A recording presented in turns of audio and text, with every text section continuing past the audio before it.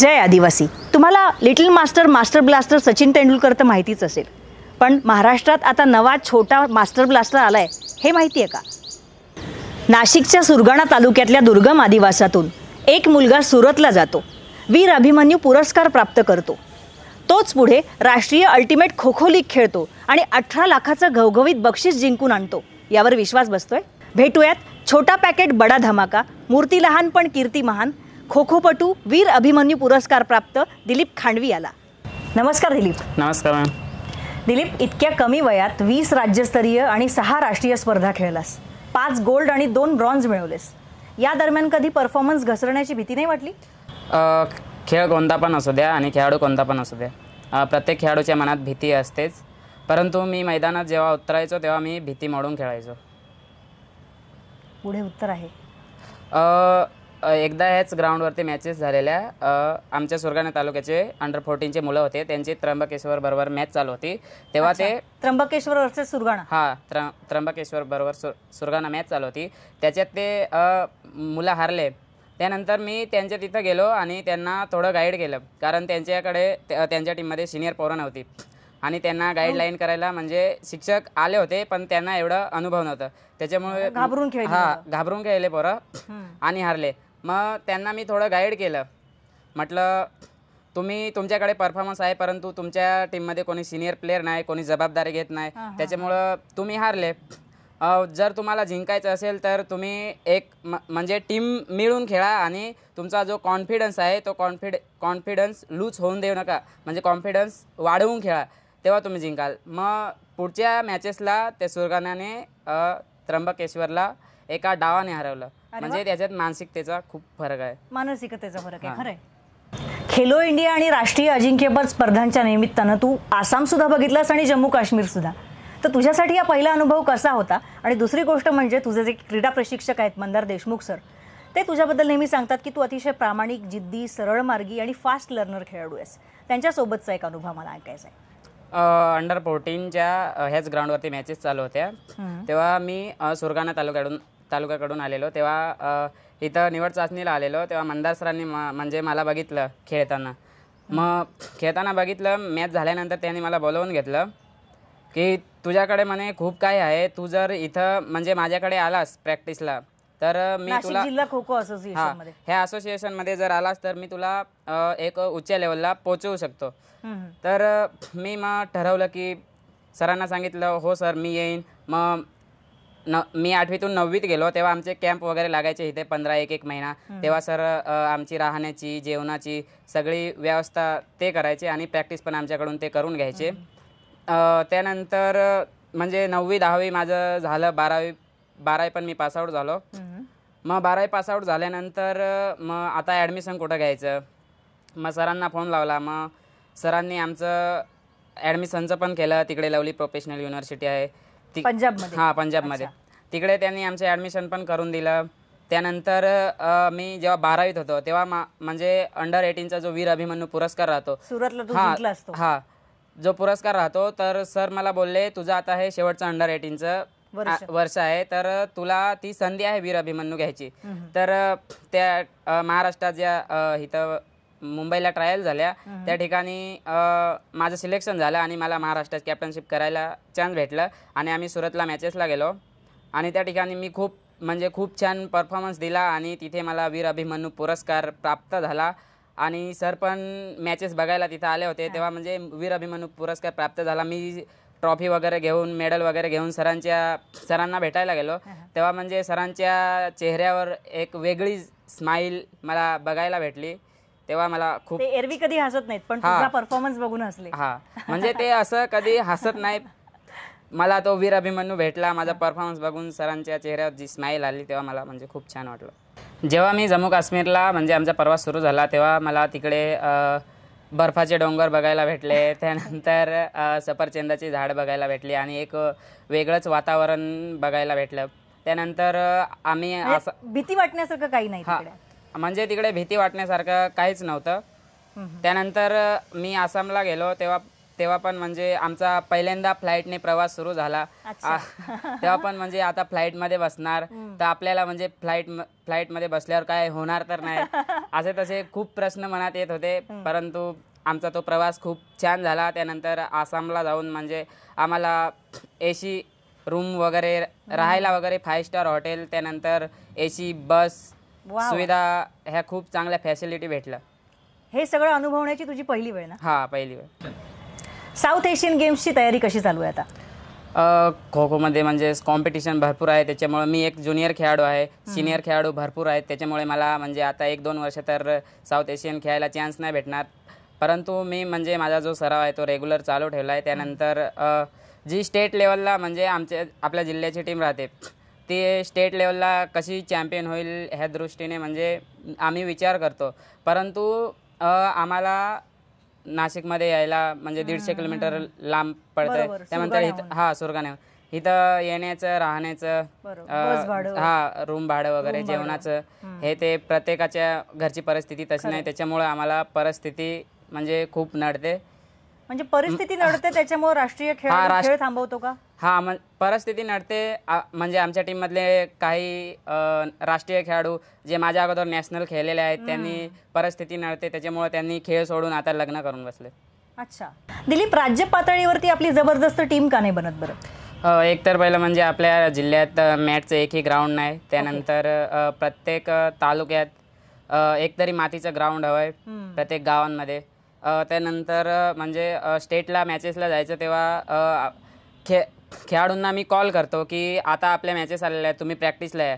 मग त्यांना पण असं वाटतंय दिलीप करणार किती दिवस करणार, किंवा मंदार सर करतील किती दिवस करतील राहण्याचं जेवणाचं वगैरे. 1-1.5 वर्षाचा प्रश्न आहे. 1-1.5 वर्ष. आणि खो खो असा गेम आहे की त्याच्यात जर एक 15 दिवस प्रॅक्टिस केली तर त्याच्यात रिझल्ट आपण काहीच देऊ शकत नाही. त्याच्यात 1-2 वर्ष तरी प्रॅक्टिस लागते. त्यामुळं मग त्या मुलांना पण खेळाडूंना पण वाटतंय की दिलीप करणार किती करणार, सर करणार किती करणार. मग त्यांच्या मनात जे डिप्रेशन प्रचंड येतं. ओके, म्हणजे मग ह्याचाच परिणाम खेलो इंडिया खेलोमध्ये दिसतो का? हा, ऍक्च्युली आता 2023 मध्ये जी खेलो इंडिया हरियाणामध्ये स्पर्धा झाली जानेवारीला, त्यामध्ये आपल्या जिल्ह्याच्या 2 मुली होत्या. आणि मुलं नसण्याचे कारण म्हणजे मुलांची प्रॅक्टिसच नाही. एकही महाराष्ट्रातून एकही मेल खेळाडू नव्हता? महाराष्ट्राचे होते परंतु आपल्या जिल्ह्याचा एकही खेळाडू नव्हता. बापरे, म्हणजे त्याचं कारण हे आहे की डिप्रेशन, प्रचंड डिप्रेशन. खो खो सारख्या इतक्या डिमांडिंग खेळांमध्ये तू कसं काय स्वतःचा स्टॅमिना जपतोस? म्हणजे डाएट काय घेतोस आणि व्यायाम कसा करतोस? ऍक्च्युअली मी डाएट तर काही घेत नाही. आणि काय सांगतोस खरंच? हा, आपलं जे रेग्युलर आहे डाळ भात भाजी पोळी तेच खातो. त्यानंतर आणि नॉनव्हेज मी आठवड्यातून एकदा खायचो अगोदर. आणि आता मला लीगचे पैसे 18 लाख भेटले म्हणून मी आता आठवड्यातून 1-2दा खाऊ शकतो. म्हणजे पूर्वी महिन्यातून एकदा आणि आता आठवड्यातनं 1-2दा. ओके. आणि मग म्हणजे मॅचचं ग्राउंड किंवा शूज त्याचं काय? मी सकाळी दररोज 3 तास प्रॅक्टिस करतो, त्यानंतर संध्याकाळी 3 तास प्रॅक्टिस करतो. अच्छा, म्हणजे आता तुझं तर मॅचचं ग्राउंड नाही आहे, इथंच आहे. मग गावात गेल्यावर कशी प्रॅक्टिस करतोस? गावात गेल्यावर आपलंच रोडावर किंवा पटांगणात प्रॅक्टिस करतो, कारण ग्राउंड तर नाहीच आहे. मग डायरेक्ट मॅचेसला आम्ही जातो तिकडे, तेव्हा आमचे कॅम्प लागतात 15-20 दिवसाचे, तेव्हा तिथं आम्हाला मॅटवरती प्रॅक्टिस करायला संधी भेटते. अच्छा, आणि शूजचं कसं करतोस? शूजचं मला जे स्पर्धेमध्ये भेटलेले शूज लीगमध्ये भेटले तेच मी वापरतो. अच्छा, पण मग ते कधी मिळाले तुला? ते टुर्नामेंटच्या 1-2 महिने आधी मिळाले असतील. मग त्याच्या आधी तू साध्याच शूजनी प्रॅक्टिस करायचा? हा, त्याच्या साध्या शूजनी. सध्या मी 1-2 महिने जरी प्रॅक्टिस केली नाही तरी मी माझ्या नॅचरल गेममुळे मी माझा परफॉर्मन्स देऊ शकतो. परंतु माझे जे सिनियर खेळाडू आहेत ते म्हणतात की 24-25व्या वर्षी परफॉर्मन्स डाऊन होतो, म्हणून मी आतापासूनच खूप काळजी घेतो. नक्कीच घे, ती महत्वाची आहे. हो. दिलीप, खो खो सारखा इतका प्रचंड थकवणारा खेळ परसिव्ह करताना कधी निराशेचा सामना करावा लागला? हो, म्हणजे मी जेव्हा लीगला गेलो होतो तेव्हा मला मुलं खेळाडू चिडवायचे की तुझे कुरवळ केस हे ते, तेव्हा मी म्हणजे खूप खचून गेलो होतो की खूप निराश झालेलो की 1-2 वेळा तर मी रूममध्ये रडलेलो सुद्धा. तेव्हा माझा रूममेट होता आदित्य कुदळे, तो बोलला की जे म्हणे आपले सिनियर खेळाडू राहतात ते म्हणे मस्करी करत राहतात, ते म्हणे आपण मनावर घ्यायचं नाही. त्यानंतर अजून जे टीममेट होते माझे निलेश जाधव म्हणून होता. मी एकदाचा दोन रस मारला आणि त्याला झटकेने आऊट केलं. म्हणजे त्याला पण कळालं नाही की याने कसं काय आऊट केलं. मग तो मला बोलला, दिलीप तुझा म्हणे 2चा रस खूप चांगला आहे, तू म्हणे असंच सातत्य कायम टिकून राख म्हणे. त्यानंतर आमच्या टीमचा जो कॅप्टन होता दीपेश मोरे, त्याची मला बॅटिंग म्हणजे पळण्याची स्टाईल खूप आवडायची, त्याची स्टेपिंग आणि त्याचा नॅचरल स्वभाव पण खूप चांगला होता. त्यानंतर आमचे जे ओडिशा जगरनॉटचे जे कोच होते अश्विनी कुमार सर, त्यांनी पण म्हणजे माझी हाईट खूप लहान होती, मग त्यांनी मला डिफेन्सलाच ठेवलं. ते म्हणजे खूप छान केलं, खूप छान हा म्हणजे त्याने पण खूप चांगलं केलं की याची हाईट कमी आहे म्हणून हा जो आपला रेग्युलर खो खो गेम आहे तो 9 प्लेअरचा आहे, पण लीगमध्ये जे काही नियम चेंज झालेले त्याच्यामुळं 7 मध्ये खेळवलं. आणि त्याच्यात म्हणजे मला माझा स्पीड वगैरे आणि माझी वळण्याची स्टाईल वगैरे त्याने मला डिफेंडर म्हणून ठेवलं आणि मी त्याच्यात परफॉर्मन्स खूप चांगला दिला आणि चमकदार परफॉर्मन्स दिला. दिलीप, 15, 17, 19 आणि 21 वर्षाखालचा उत्कृष्ट खेळाडू म्हणून तुझी सातत्यानं निवड होत चालली आहे. मग या दरम्यान हाईट कमी असल्याचा न्यूनगंड कधी जाणवला नाही का, आणि जाणवला असेल तर त्यावर कशी मात केलीस? अंडर 17, 18, 19 आणि 21 ह्याच्यात मला म्हणजे बेस्ट प्लेअरचा अवॉर्ड कंटिन्यू म्हणजे भेटत राहिला. त्याच्यामुळे माझा जो कॉन्फिडन्स आहे तो हाय लेवलला गेला. तू खेलो इंडियात पण गोल्ड मेडल आणलंस, त्यानंतर सगळी सूत्र बदलली ना? हा. अच्छा. आम्ही उस्मानाबादला जेव्हा आपल्या नाशिक विभागाकडून खेळायला गेलो तेव्हा म्हणजे प्रथमतः तिथं आम्ही नाशिक जिल्ह्याला कधीच म्हणजे गोल्ड मेडल भेटलं नव्हतं अंडर 17 मध्ये. तेव्हा आम्ही इतिहासात म्हणजे पहिल्यांदा नाशिक जिल्ह्याला गोल्ड मेडल मिळवून दिलं. त्यानंतर अमरावती मॅचेसचा पण अनुभव. त्यानंतर मी 200 मीटरमध्ये भाग घेतला आणि त्याच्यात पण मी अमरावतीला 4था आलेलो. अच्छा. तेव्हा म्हणजे अमरावतीला माझ्याकडे म्हणजे जो बघण्याचा लोकांचा दृष्टिकोन आहे तो बदलायला लागला. म्हणजे खेळ पाहत गेले लोक आणि त्याच्यामुळे तुझ्याकडे बघण्याचा दृष्टिकोन पण बदलत गेला. दिलीप, इतकं सगळं मैदान मारलं, आता पुढे काय? आता माझं स्वप्न हे आहे की आता खो खो ऑलिम्पिकमध्ये येत आहे, तर मला ऑलिम्पिकमध्ये भारताकडून प्रतिनिधित्व करायचं आहे. त्यानंतर सेंट्रल रेल्वेमध्ये TC म्हणून जॉब राहतो खेळाडूंसाठी. अच्छा. म्हणजे माझे सिनियर प्लेअर आहेत त्यांच्याशी मी कंटिन्यू फोनवर वगैरे बोलत राहतो, तर ते म्हणतात तुझ्यासाठी संधी आहे, तुझा परफॉर्मन्स त्या लेवलला आहे तर तुला ती नोकरी भेटू शकते.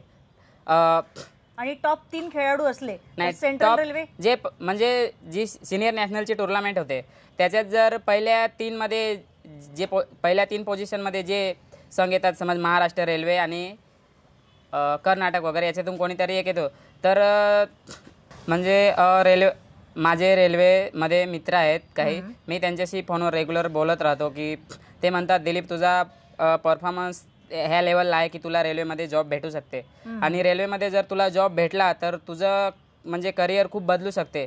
जर तू इंडियन रेल्वेकडून एक जरी टुर्नामेंट खेळलास आणि इंडियन रेल्वेला पहिल्या 3 मध्ये तू मेडल आणून दिलं तर तुला 365 दिवस सुट्टी आणि पगार चालू राहणार. तर माझं स्वप्न तेच आहे की मी 10 वर्ष तरी इंडियन रेल्वेकडून खेळेल आणि त्यांना मेडल मिळवून देईन. अरे वा, म्हणजे याचा अर्थ खेळ फक्त खेळाचं समाधान मिळवून देतो असं नाही तर नोकरी सुद्धा मिळवून देतो. हो. दिलीप, तू अल्टिमेट खो खो लीग जेव्हा जिंकलास तेव्हा डोलारेच्या आश्रमशाळेमध्ये तुझा जंगी सत्कार झाला आणि छोटा पॅकेट बडा धमाका म्हणून सगळे गावकरी मोठमोठ्यांना आरोळ्या ठोकत होते. तुझं फुलं उधळून स्वागत केलं गेलं. हा तर सुंदर क्षण होताच, पण त्याशिवाय तुझ्या आयुष्यातले खास क्षण कोणते? गोंडाळवीर गावामध्ये मी जिथे प्रॅक्टिस करायचो तिथे अजूनही ग्राउंड नाही, पटांगणच आहे. त्यानंतर मी इयत्ता 5वीत डोलारे आश्रमशाळेत गेलो तेव्हा तिथं मला वाडेकर सरांनी खूप चांगलं प्रशिक्षण दिलं. त्यानंतर मी इयत्ता 8वीमध्ये अलंगून आश्रमशाळेत गेलो तेव्हा मला म्हणजे क्रीडा शिक्षक नव्हते, विषय शिक्षक होते हिंदी विषयाचे RD चौधरी सर. त्यांनी मला म्हणजे खूप प्रोत्साहन केलं, म्हणजे प्रॅक्टिस करून घ्यायचे, त्याच्या घरी जेवायला वगैरे घेऊन जायचे. त्यानंतर मी इयत्ता 11वीला अलंगून आश्रमशाळेत गेलो. तिथे मला लांडगे सर, त्यानंतर JP गावित साहेब ह्यांनी खूप सपोर्ट केला. त्यांच्यामुळं मी ह्या यशापर्यंत पोचलो. या सर्व लोकांच्या सहकार्यामुळे माझं आयुष्य आज खास बनलंय. नक्कीच खास बनलंय आणि तुझ्या या खास खेळामुळे तू महाराष्ट्राच्या खो खोचा इतिहास हा नक्कीच खास बनवतोयस. तो तसाच खास बनवत राहावास यासाठी तुझ्या पुढच्या वाटचालीसाठी तुला खूप खूप खूप शुभेच्छा. Thank you madam.